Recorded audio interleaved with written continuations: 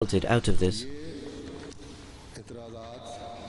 So these allegations and this ploy has always been utilized by the Maulvis. This is nothing new today.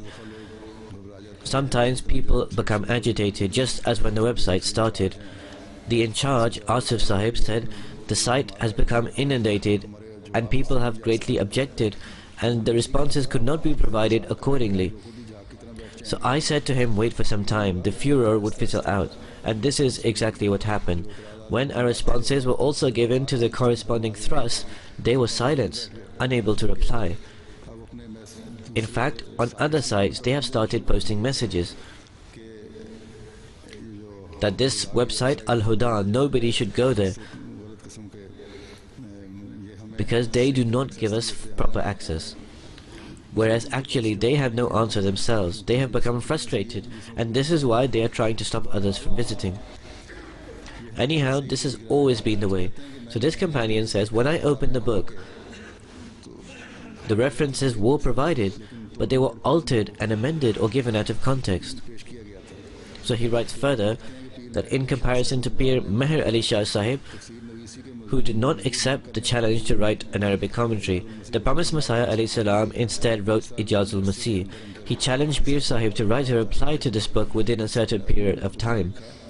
Pir Sahib did not write anything in Arabic, but I learned later that he wrote a book in Urdu, which later was proved to be a work of plagiarism. Hazur says it had been taken from elsewhere. So the companion continues that anyhow during this self-struggle I became more and more inclined towards Ahmadiyyat. I then realized that there is a vast treasure of hadith. To study all of it would be extremely difficult.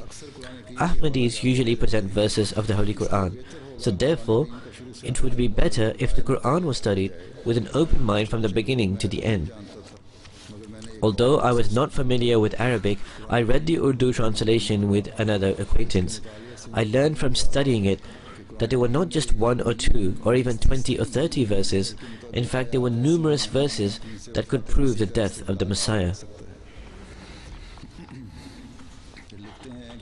He writes further that at the start of 1901, when the census was about to take place, the promised Messiah alayhi salam published a pamphlet in which he said, "Those people who believe at heart in me, if they have not pledged open allegiance, can still record themselves as Ahmadis." I thought so positively at the moment regarding the promised Messiah alayhi salam that I started even giving some amount of chanda. Although I had not taken the initiation, I wrote myself down as an Ahmadi in the census. Once I saw a dream, and in the dream I saw the promised Messiah alayhi salam. It was 4 o'clock in the morning. I learned that the promised Messiah alayhi salam had come to meet Ahmadis in the adjacent room. Subsequently, I went to the room to avail the opportunity of meeting him. I said, "Assalamu alaikum, peace be upon you." The promised Messiah alayhi salam replied, "Wa alaikum assalam, peace be unto you as well." In the dream itself, he said, "Barkat Ali, when will you come to us?" I replied to the promised Messiah alayhi salam that I am just coming. At the time, the promised Messiah alayhi salam was on the charpai, which is a bed made of straw. He was bare-chested and his hair on his head was long. After a few days, I wrote my Pledge of Allegiance. I remember this dream vividly, as if I saw it whilst awake. After this, at the Jalsa, I entered Darul Imam and also took the bed at the hands of the promised Messiah alayhi salam. I saw at that occasion that the blessed appearance of the promised Messiah alayhi salam was exactly as I had seen in my dream. By chance, after some time, I happened to be present in the guest house where now Hazrat Mirza Bashir Ahmad M.A., may Allah be pleased with him, son of the promised Messiah alayhi salam, resides. I sat upon a charpai. When from the rooftop in front, perhaps from somewhere high, the promised Messiah alayhi salam arrived. He had just taken a bath, his hair was open,